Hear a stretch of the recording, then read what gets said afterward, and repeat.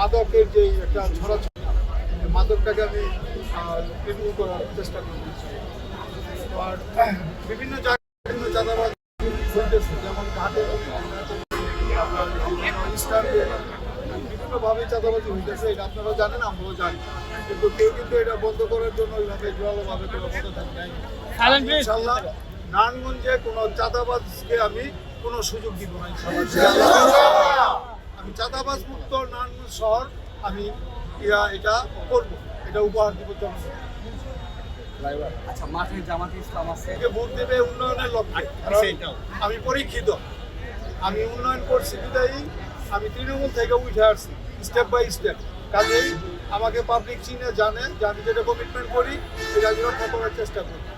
ঠিক আছে, আমি উন্নয়নে বিশ্বাসী, আর পাশাপাশি পাবলিকও আমার প্রতি এইটাই আশা করে। আর আমি পাবলিককে বা জনগণকে আমি এটাই বলতে চাই, বা আমি তাদেরকে এই ভরসা দিতে চাই যে আমার উপর আপনারা ভরসা রাখেন, আস্থা রাখেন।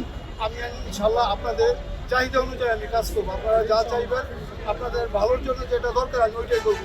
আমি গত 3 দিন যাবৎ নারায়ণগঞ্জ শহরে আমি প্রচার চালাচ্ছি, কিন্তু আসলে আমি তো দেখতেছি আমাদের যে নারায়ণগঞ্জ শহরে বিশেষ করে 5 আসনে, পুরো 5 আসনে আমাদের লেভেল প্লেইং ফিল্ডটা ভালো আছে। এখানে ইনশাল্লাহ কোনো রকমের কোনো সমস্যা নেই।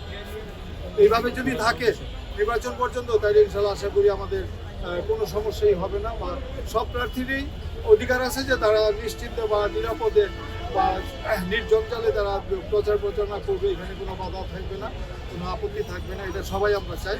এবং সবার জন্য প্রশাসন এই বিষয়টা নিশ্চিত করবে। প্রশাসনের প্রতি এটা আমার অনুরোধ, আবেদন।